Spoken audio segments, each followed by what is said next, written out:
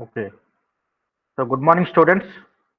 So today's topic, I am going to explain you about three types of transducers. Those are piezoelectric transducers, resistive transducers, and temperature transducers.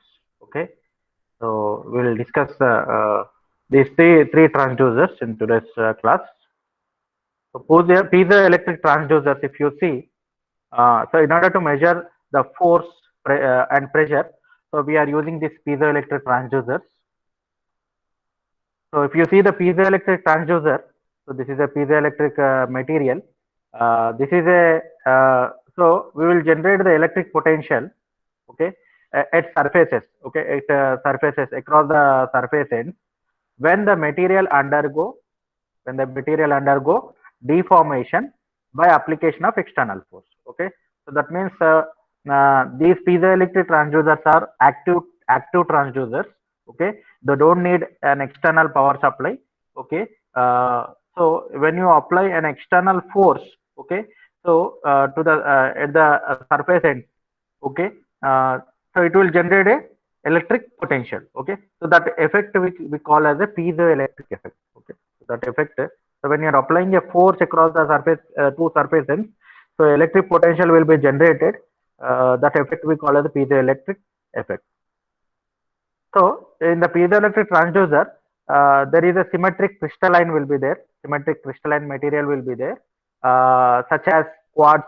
We are using quartz, Rochelle salt, and barium titanate. Okay, so these type of crystals we are using in the piezoelectric transducer.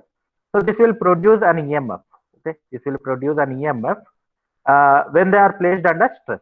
So that means when you are applying some stress, force, okay, so that will undergo some type of stress. Okay, so due to the stress, there will be an EMF will be generated across the surface, the two surface ends. Okay, so this property is called piezoelectric. So this property is in piezoelectric transducer. So where the crystal is placed between the between the solids. So whatever the crystal we are using, that crystal is placed in four Fermi member. Okay, that is placed between the solid base.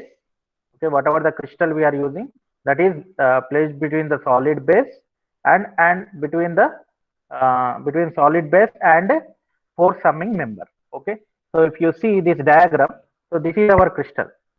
Okay, this is our whatever the crystal we are using. So this crystal we are placing in fourth summing member and solid base. Okay, this is a solid base. So uh, so whatever the force we are applying, that will be you are getting in terms of EMF. Okay, at the two surface ends. Okay, you are getting the output voltage across the two surface ends.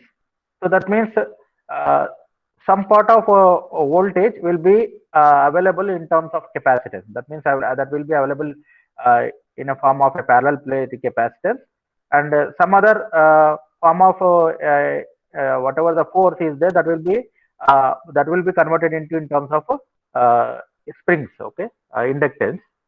So these are the electrodes, and this is a piezoelectric crystal. So here you are applying the force. Okay, so when you are applying the force, the electric potential will be developed across the surface of this crystal, piezoelectric crystal. Okay, so there is a converse, that means inverse piezoelectric effect. So inverse means so when you are applying the electric potential, okay, at the two ends of piezoelectric material, it will undergo deformation. So when it is undergoing deformation, it will vibrate at a certain frequency. So that means some speakers will be there. So some speakers will be operated based on the inverse piezoelectric. That means due to some deformation, those will vibrate, and then those will be vibrated at different frequency. That means the vibration energy can be converted into sound energy. So this form of effect we call as the inverse piezoelectric effect. Okay? So inverse piezoelectric effect. So that means electrical form, electric potential, whatever the electric potential we are applying, that will be converted into some vibration energy. Okay. So here piezoelectric transducers. these elements undergo some pressure.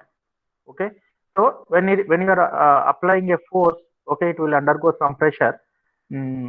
So a part of energy is converted into electric potential. Okay, some part of energy is converted into electric potential, appears on opposite faces of elements. Okay, opposite faces of the elements, that is analog to plates of the capacitor. So that means so a part of the energy will be appeared at the surfaces. Okay, so that means here you are getting the EMF. So that will be analogous to what? Capacitance. Okay, so that is analogous to here capacitance. And next, rest of the applied energy. So rest of the applied energy is converted into mechanical energy. So that is analogous to compressed spring. Okay, so rest of the energy is converted into mechanical energy. So that is analogous to a compressed spring. Okay, so this is how some part of energy is converted into an EMF, that is the voltage, and some part of energy is converted into mechanical energy in terms of that is analogous to spring. Okay, so when the pressure is removed, okay, so that means that whatever the energy is there, that will be available when the pressure is applied. That means when the pressure is applied or when a force is applied, so that energy is converted. That means that voltage, whatever the EMF or whatever the mechanical energy, that will be available. So when you remove the pressure, okay, so when you remove the pressure, it will come into the original shape. Okay, it loses its electrical charge. So that means whenever some pressure is applied, then only that electric potential will be available across the surfaces of the piezoelectric crystal. Okay, so when you release the force, so that means it loses its electric charge. Okay, so this is the basic principle of piezoelectric transducer. So same thing. So when you are applying the force over there, so this is a piezoelectric crystal. So here you are applying force across surfaces of two ends. The voltage is available across the voltmeter. So from here we can say that at the surfaces of two surfaces of the crystal, so the voltage is produced. Okay. Same thing. Whatever the pressure is there, that will be available and generated. So that will be available across the voltmeter. So there is a relationship. So formula is derived. That is coupling coefficient K. Coupling coefficient K. So this is nothing but K equal to mechanical energy converted to electrical energy by applied mechanical energy. So that means here the mechanical energy can be a pressure. Okay, applied mechanical energy can be pressure or it can be force. Okay, so whatever the mechanical energy is converting into electrical energy by applied mechanical energy means either pressure or force. Okay, so this gives the coupling coefficient or inverse. So that means electrical energy converted to mechanical energy, inverse of piezoelectric transducer by applied electrical energy. So this is the so these are the two formulas for coupling coefficient K. Okay. So as I told you, so inverse piezoelectric transducer means when you are applying an electrical or alternating voltage to the crystal, okay, so it will vibrate to its natural frequency. Okay, it will vibrate. Okay, so that means there here the whatever the electrical energy is there, it is converting into some mechanical energy in form of vibration. Okay. Mm. So this due to this vibrations, these piezoelectric transducer can be used in high frequency accelerometer. Okay, so this can be used in high frequency accelerometer. So one of the disadvantage means so whatever the voltage generated, so that means as I told you, as long as pressure is there, so the voltage is available across the surfaces. As long, so when you remove the pressure, so the voltage will be it loses its voltage. So that is one of the disadvantage of piezoelectric transducer. Okay. So there are two types. So we can make a piezoelectric transducer by natural crystals. Okay. So those are quartz or tourmaline, or we can make with a synthetic crystal. So as I told you in the previous slide, Rochelle salt, lithium sulfate, dipotassium tartarate. Okay, so by using these materials, we can make the crystal. Okay, so crystal. So this is the formula for whatever the electric potential generated. So E equal to G T F by A. So force per unit area, we can call this the pressure. Okay. So GTP. So here G is nothing but voltage sensitivity. So these units are voltmeter per Newton, and G equal to K by T. So this is the formula for G. Okay. So that means so as G is constant and T is constant, so we can say that whatever the electric potential generated across the surface of the crystal is proportional to the pressure applied. Okay, so during pressure is applied, electric potential will be generated. Okay, so this is how the piezoelectric crystal will work. Advantages: so good accuracy, small size, good frequency response, and good output level. Okay, these are the advantages of piezoelectric crystal. Disadvantages means piezoelectric crystals are fragile. So fragile means what? So they can break easily. So that means those are very sensitive. So we have to handle very carefully. So they can break whatever the crystals are there, they can break easily. So that's why the piezoelectric crystals are fragile. This is one of the disadvantages for this piezoelectric transducer. And cost of fabrication is high, and it will be sensitive to temperature. So some type of crystals we are using, so synthetic crystals we are using, those are sensitive to temperature. So those will change with the change in the temperature. So that is one of the disadvantage of piezoelectric transducer. Okay, so this is about the working principle and advantages, disadvantages, and formula for the coefficient of coupling. Okay, and formula for the electric potential that is generated. Okay. Mm. So next is resistor transducer. So as you know, the resistance is nothing but rho L by A. So that means by changing any of these parameters, so we can get the resistance. Okay. So uh, so here the resistive transducers are nothing but it will give the change in the resistance. So that means whatever the electrical quantity is there, it will give the change in the resistance by changing some physical phenomenon. So that means by changing the length, or by changing the area of the cross section, or by changing some permittivity. So you will get the change in the resistance. Okay. So as I told you, based on this formula, so resistance can change with changing the length of the conductor, or we can measure the displacement. Okay, so can be used. So that means as the resistance change with the change in the length of the conductor or length of any material, so we can find out the displacement. Okay, by using the resistance transducer. So one of the basic transducer is strain gauge. Okay, this will work on the principle of mm, uh, change in the resistance with change in the displacement. So in the last class, as I told you, some transducer will work as a primary transducer, some transducer will work as a secondary. So that means in the strain gauge, as I told you, there is a diaphragm. Diaphragm is acting as a primary transducer. So diaphragm will change whatever the physical quantity. So that means the force we are applying into displacement. So displacement we are giving it to the strain gauge. Strain gauge will convert the whatever the displacement into the change in the resistance. Okay, so that is one of the example. So we can measure by using the resistive transducer, we can measure the displacement, we can measure the force, we can measure the pressure. Okay, so based on this property, so as the resistivity changes with change in temperature, so we can measure the temperature. Uh, so by using this relation, R equal to rho L by E.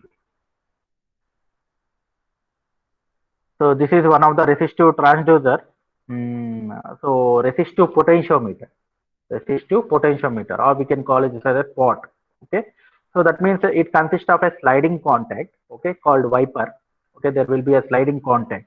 So that means this is a resistance. There will be a sliding contact will be there. So this is a wiper. Okay, we can move left or right. Okay, So that means motion of the slider. So whatever the motion of the slider, that can be translatory. Translatory means linear, or it can be rotational. Rotational means what? There will be a series of rotation of resistance will be there. Okay, so in this there will be slider. Slider will move in rotational form. Okay, so our combination of both. So we can use the helical type or helix. So or we can call it the helipods. Okay, so that means in helix we can calculate both. So it can be used as a translatory or rotational. Okay, so three types are there. So one is translatory, another one is rotational, and the third one is helix or helical. Okay, so translatory as shown in figure. So this is a translatory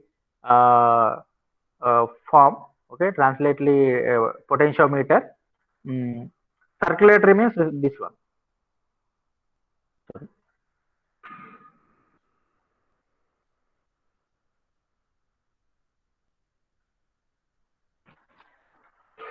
So here if you see,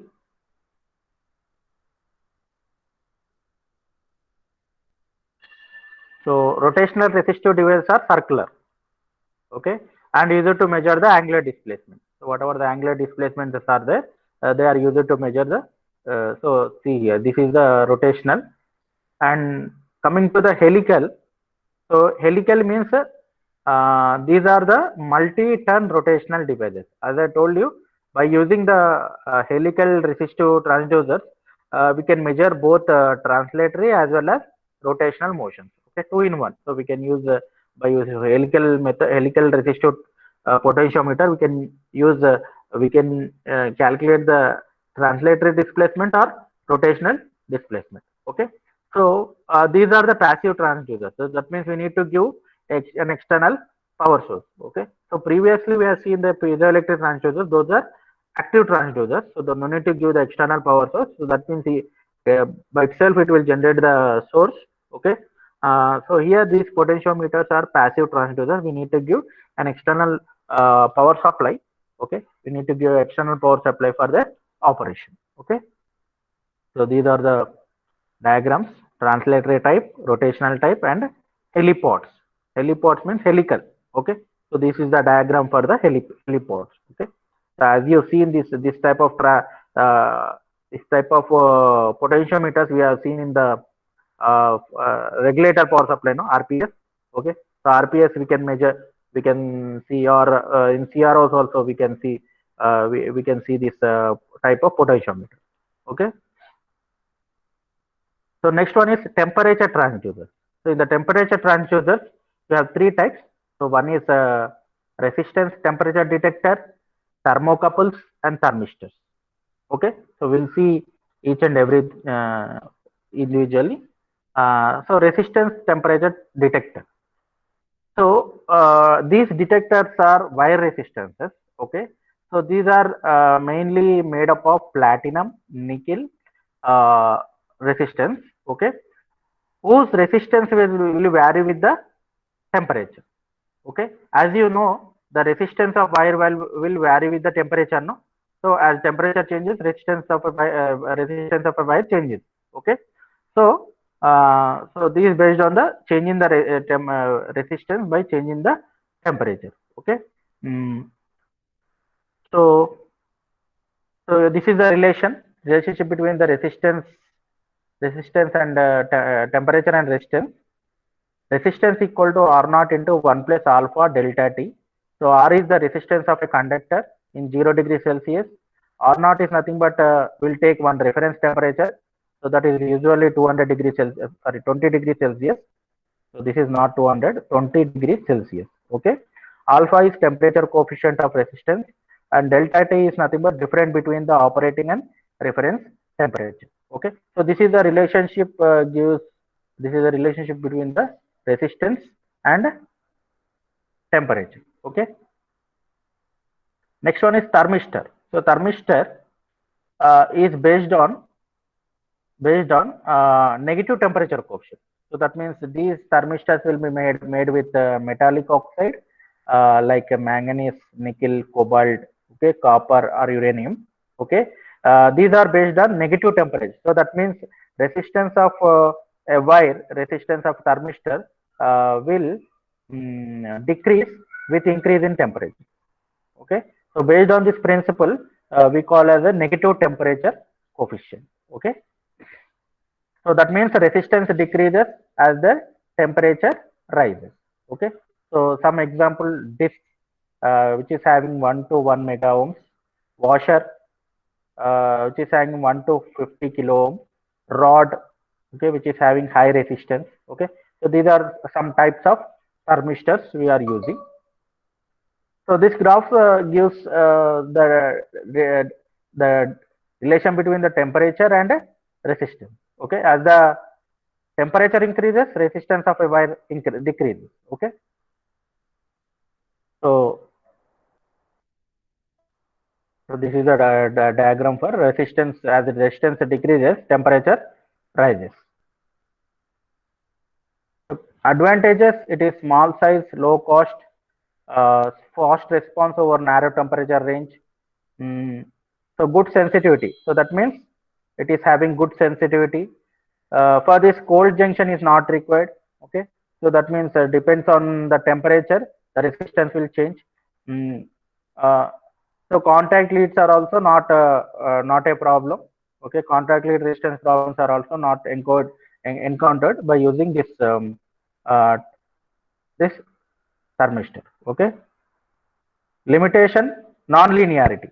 So that means there will be non-linearity in the resistance with the temperature. Mm, so this is unsuitable for wide range of temperature. Uh, so very low excitation current. So needed shielded power lines, filters. Okay. So these are the limitations of the thermistor. Okay. Thermocouples.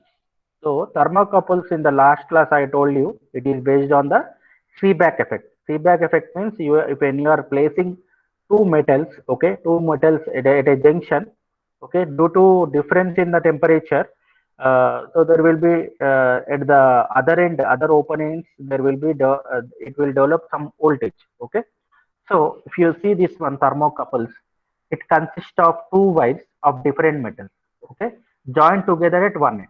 Okay, so that means there are the two wires. Okay, there are two wires joined together at one end. Okay, open at other end. Okay, so that means this is having some temperature. So T1 degree Celsius, and this is having some T2 degree Celsius. So due to that difference in temperature, T1 minus T2, an EMF or voltage is generated across the open end. Okay, so that means see here, temperature difference between these end, other end of wire. So this is a junction. So other end of the wire will produce a voltage between the wires. Okay, so other end of the wire will produce the voltage between the wires. Okay, so magnitude of this voltage. So that means magnitude means value of this voltage. Value of this voltage is depends on the amount of temperature difference. Okay, joined between the other ends. So that means this V naught is depends on the amount of difference in the temperature. Okay, so it is depends on the difference in the temperature. Okay,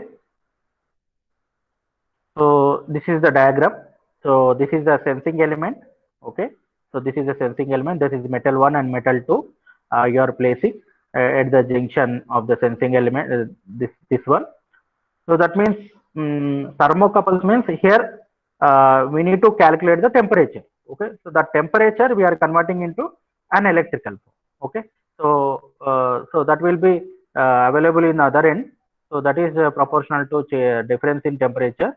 Okay, T1 minus T2, and so when you close this one, so due to this close the other end, so due to this dissimilar metals, there will be current flowing in this metal. Okay, so in this closed loop, there will be current flowing in this closed loop. Okay, so current will circulate around the loop made up of two dissimilar metals. Okay, current will be circulated at two junctions of different temperature. So when it is open, circuit is open, so voltage will be appeared. Okay, so voltage will be appeared, that is observed is feedback current. So due to this voltage, so due to that voltage, we observe the feedback current. Okay. So there is a principle, Thomson and Pelter EMF originate from fact with conductors, that is free charge carriers with increase in temperature. So this is a principle, means when dissimilar conductors are joined, so what will happen means electrons will diffuse from junction from one conductor to higher electron density. Okay, so due to electron diffusion, there will be voltage generated at the other end. Thus, so that we call as a filter EMF. Okay, so filter EMF. So when you heat the junction, so voltage will be generated. That is we call as feedback effect. Okay, so that means that this junction is there now. So when you heat this junction, so voltage will be generated. So that effect we call as a feedback effect. Okay. So this is about the thermocouple.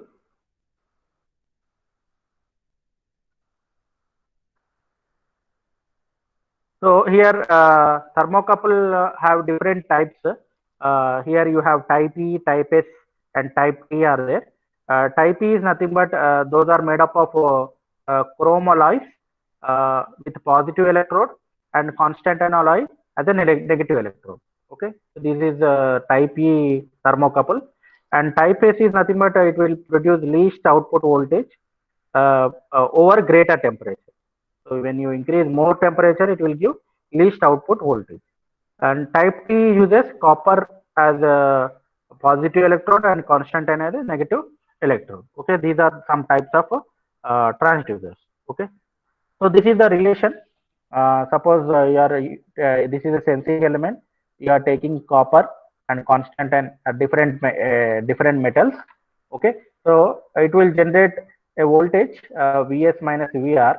Okay, so the EMF of thermocouple is given by C into T1 minus T2 plus K into T1 square minus T2 square, where C and K are nothing but the constants for the thermocouple. Okay, so let us consider this is having the temperature T1 and the copper is having temperature T1 and constant N is having the temperature T2.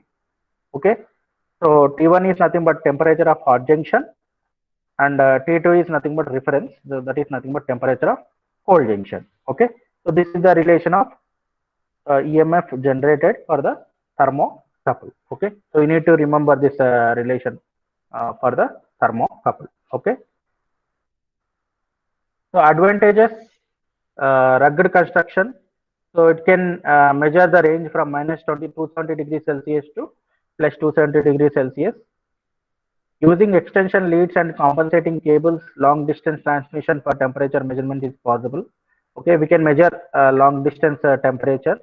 So bridge circuits are not required. So that means here directly we are getting the voltage. Okay, we are not getting in change in the resistance or a capacitance. So if we are getting the change in the resistance, we need a bridge circuit.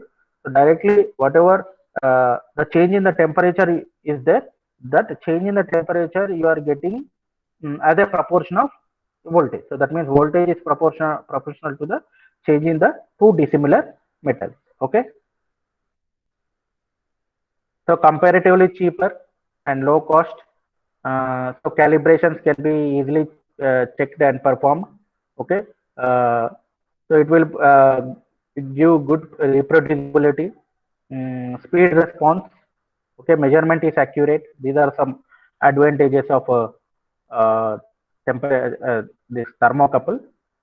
Disadvantage, you have to compensate.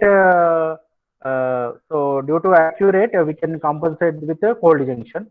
Okay, so this exhibits non-linearity. So if you see the relation, so that means here EC is equal to what? K into T1 square minus square of this one. No?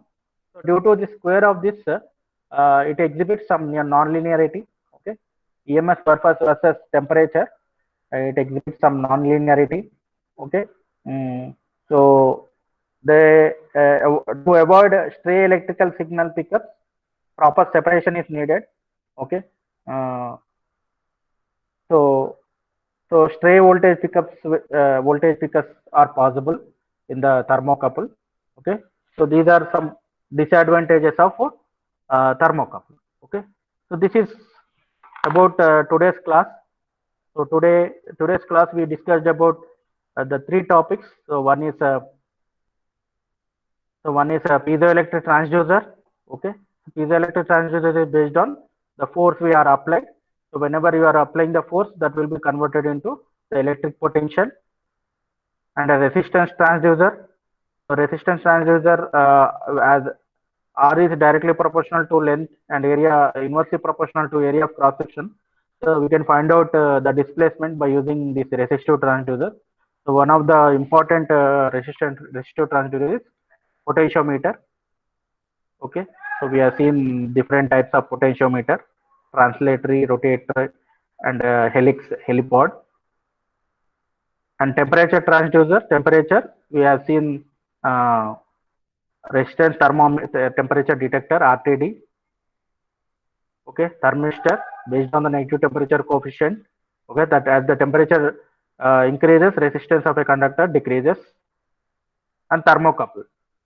Okay, thermocouple means two dissimilar metals are joined together. You are getting the output voltage as a difference, as the proportional to the difference